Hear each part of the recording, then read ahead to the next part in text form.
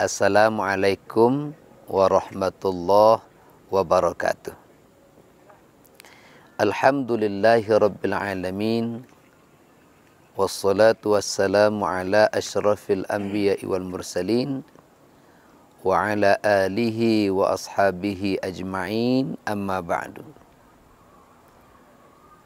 Seluruh kaum muslimin dan muslimat di mana baik berada yang dirahmati oleh Allah Subhanahu wa taala. Apa kabar kayu hari ini? Agi melaksanakan puasa apa tidak? Mudah-mudahan seluruh kita ini agi melaksanakan ibadah puasa dan dibagi kesehatan oleh Allah Subhanahu wa taala. Pada kesempatan ini, menunggu tiba waktu berbuka puasa, kita nak menyampaikan kepada kayu galo-galo tentang apa tujuan Allah menciptakan kita manusia ini. Apa sebab dikatakan itu? Karena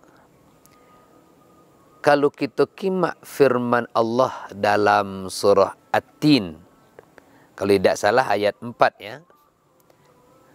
A'udzu billahi minasyaitonir rajim. Bismillahirrahmanirrahim. Laqad khalaqnal insana fi ahsani taqwim. Sungguh kami, kata Allah, lah sudah mena manusia dalam bentuk yang seiluk-iluknya. Jadi kita manusia ini dimena oleh Allah adalah makhluk yang bentuknya sangat iluk. Apabila dibandingkan dengan makhluk lain yang dimena oleh Allah, kita kimak misalnya hewan ya, binatang. Di apa bagak baik hewan itu?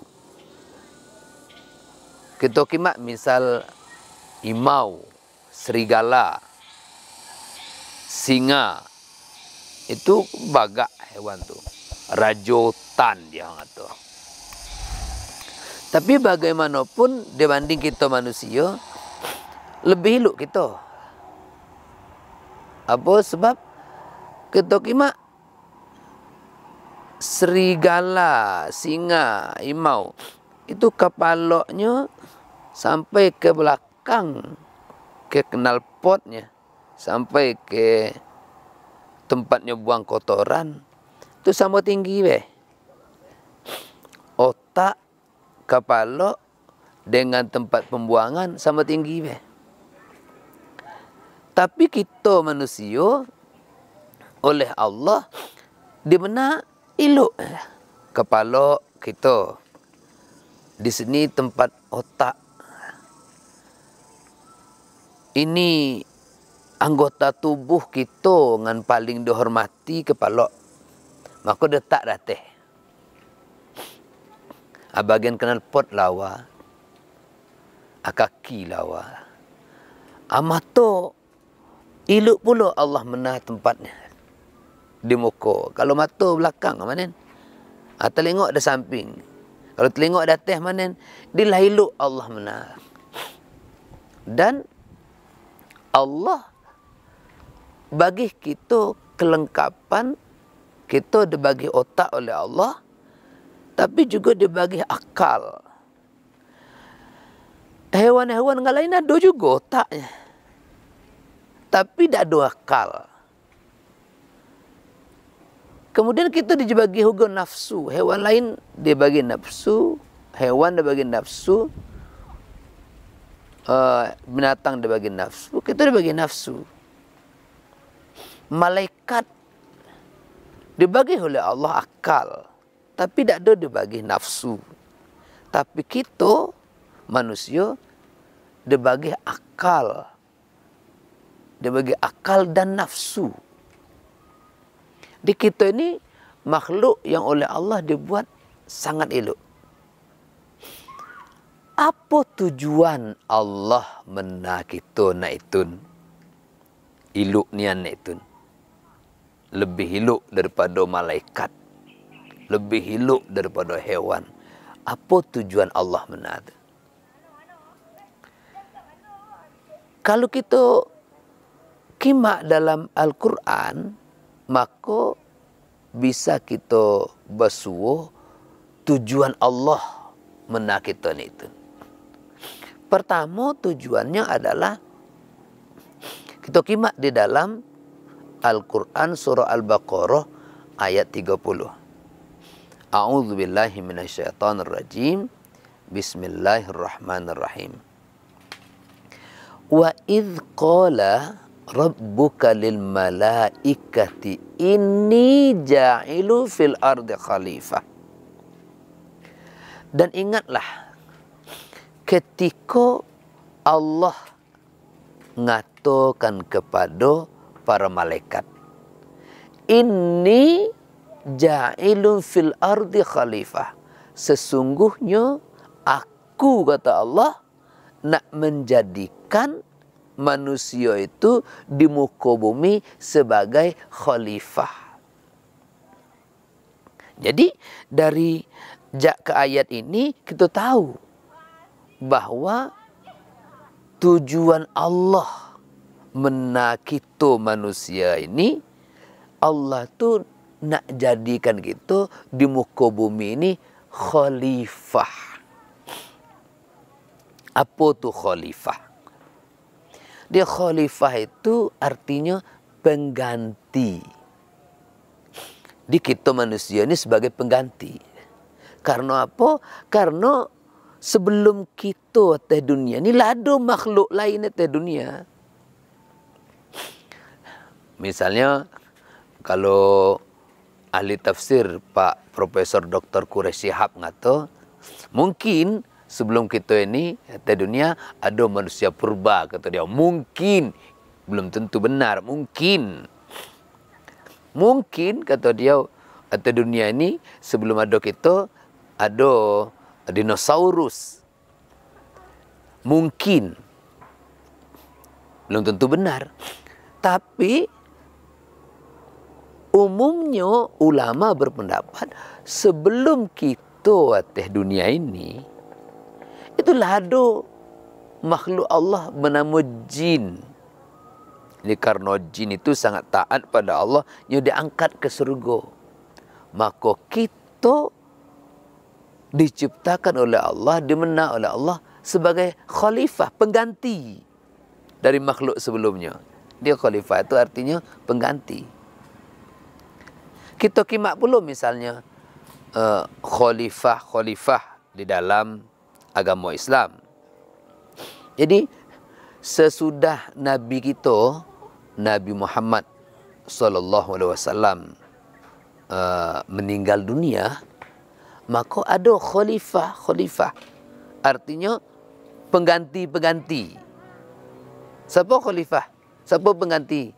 Misal, begitu Rasulullah Muhammad SAW meninggal dunia, maka ada khalifah pertama, yaitu sahabat Rasulullah Abu Bakar As-Siddiq radhiyallahu anhu. Begitu meninggal Abu Bakar As-Siddiq radhiyallahu anhu sebagai khalifah pertama, maka adalah khalifah kedua, pengganti, yaitu Umar ibn al-Khattab radhiyallahu anhu. Begitu meninggal Umar bin Khattab radhiyallahu anhu, ada pula pengganti, khalifah yang ketiga, yaitu Utsman bin Affan radhiyallahu anhu. Begitu pula seterusnya, begitu meninggal khalifah Utsman bin Affan radhiyallahu anhu, Ada pula khalifah keempat pengganti, yaitu Ali bin Abi Thalib radhiyallahu anhu. Jadi khalifah itu adalah pengganti. Apa tugas kita ni manusia ni sebagai pengganti makhluk sebelumnya? Nanti aku mati, anak-anakku sebagai khalifah yang akan gantikan aku. Apa tugas khalifah? Tugas kita manusia dan dunia ini sebagai khalifah. Pertama tugas kita adalah memimpin dunia ini. Dunia ini kan banyak isi. Ya hewan, tumbuh-tumbuhan, ya manusia. Kita ini sebagai pemimpin, pengatur. Jadi keberlangsungan kehidupan di atas dunia ini, kita manusia inilah ngatur. Apa kita nak mena kehidupan atas dunia ini hancur, apa kita nak mena elok, kitalah yang menentukan. Kitalah yang mengatur sebaik-baiknya. Kalau kita di mana-mana mena kerusakan, maka tempat tinggal kita ini akan hancur, akan rusak. Tetapi kalau kita melakukan tugas kita, memimpin, lalu kemudian memakmurkan, melestarikan alam kita ini, maka alam ini akan terus berlangsung dengan baik, diredui oleh Allah, dan bermanfaat bagi anak cucu kita berikutnya. Jadi, pemimpin dalam Islam setelah Nabi Muhammad meninggal dunia itu disebut khalifah. Karena tugasnya memimpin umat Islam. Tetapi bahwa khalifah itu tidak terpaku pengertian kepada bahwa khalifah itu seorang pemimpin pemerintahan, tidak. Khalifah, pemimpin pemerintahan disebut khalifah karena dia memimpin. Dia diharapkan mengatur. Dia diharapkan melestarikan kehidupan, memakmurkan bumi. Makanya disebut khalifah. Jadi, kita sebagai khalifah di dunia ini, amai iluk-iluk kita menah bumi kita ini. Iluk-iluk kita ngurus manusia-manusia lain kalau kita punya kekuasaan, supaya terwujudlah ketenteraman, kesejahteraan, kedamaian dalam kita hidup sementara di dunia ini. Itu pertama tujuan Allah mena kita, yaitu supaya kita bisa menjadi khalifah. Itu pertama. Yang kedua, tujuan Allah mena kita adalah supaya kita mengabdi kepada Allah Subhanahu wa taala. Allah jelaskan dalam Quran, A'udzubillahi minasyaitonirrajim. Bismillahirrahmanirrahim. Wa ma khalaqtul jin wal ins illa liya'budun.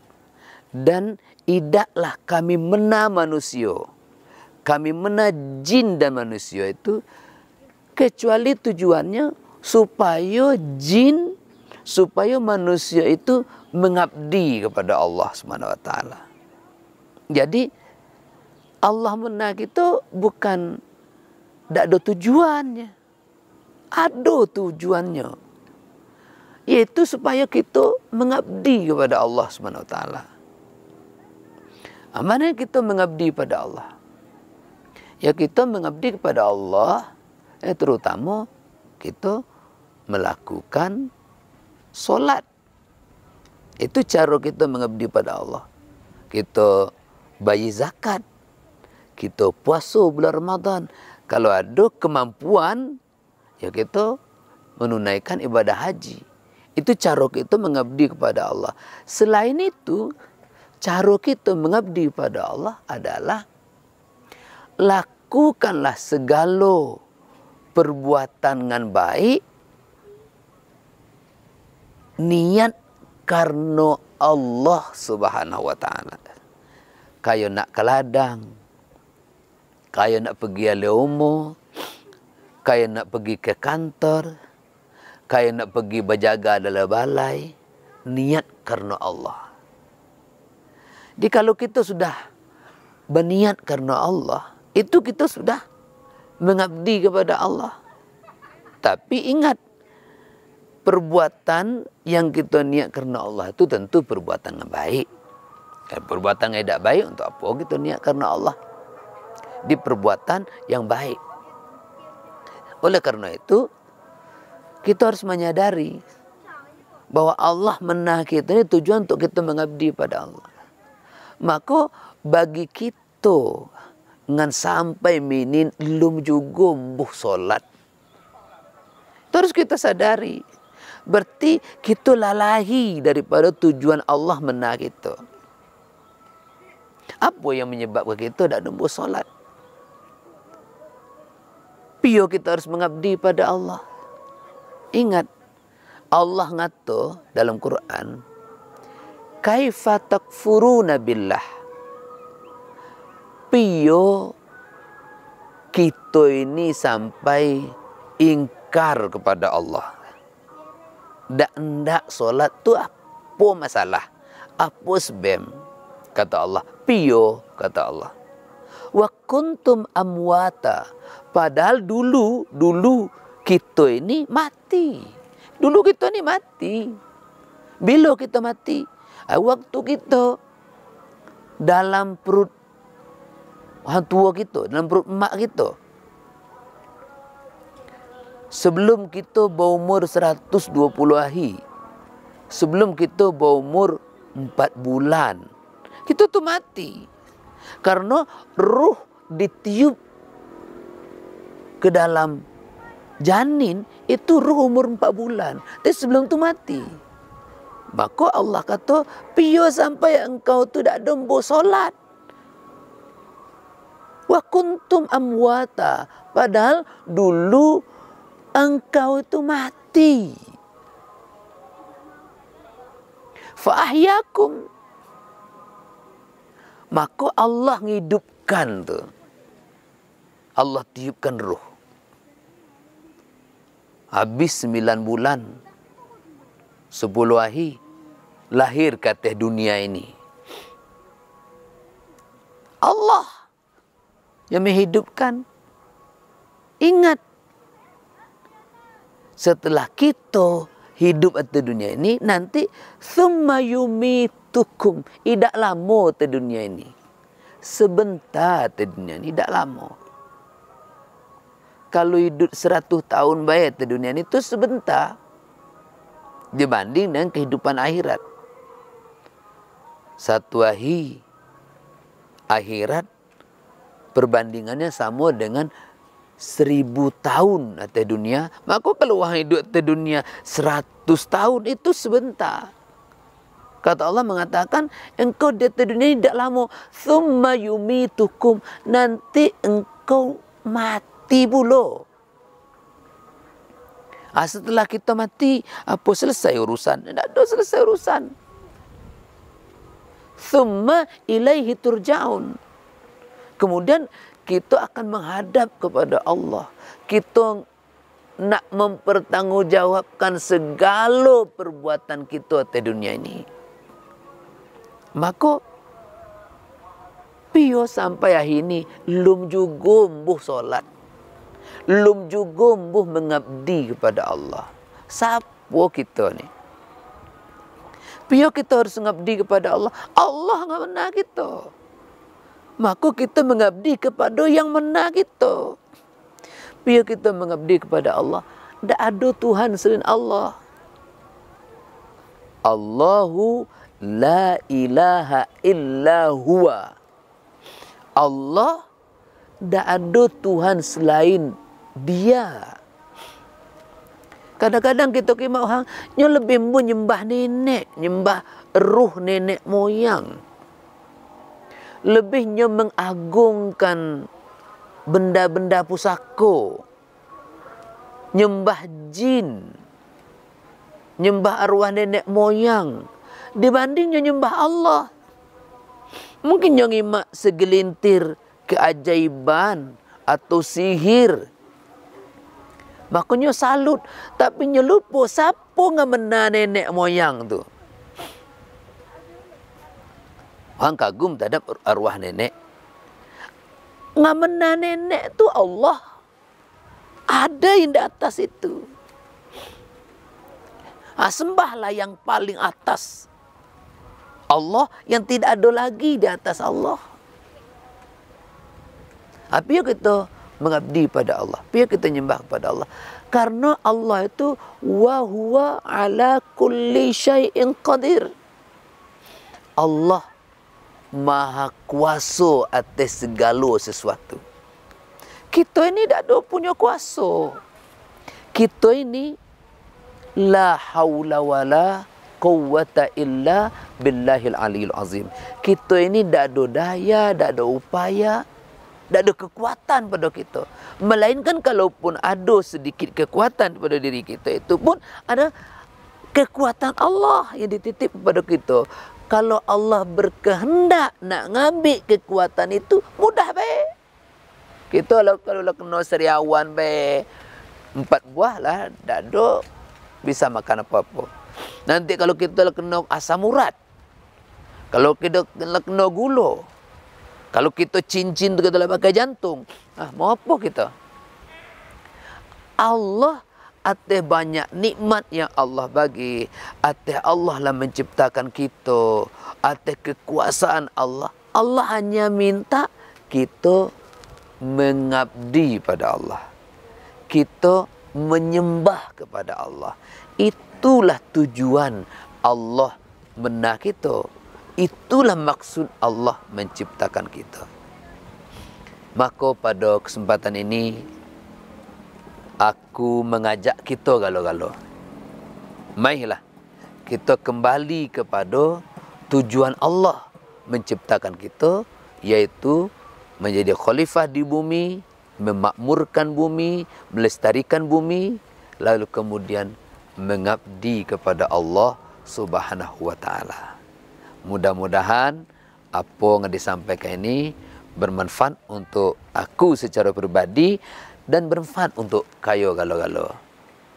Mari kita tutup dengan hamdalah alhamdulillahirabbil alamin. Selamat berbuka puasa. Wabillahi taufiq wal hidayah. Wassalamualaikum warahmatullahi wabarakatuh.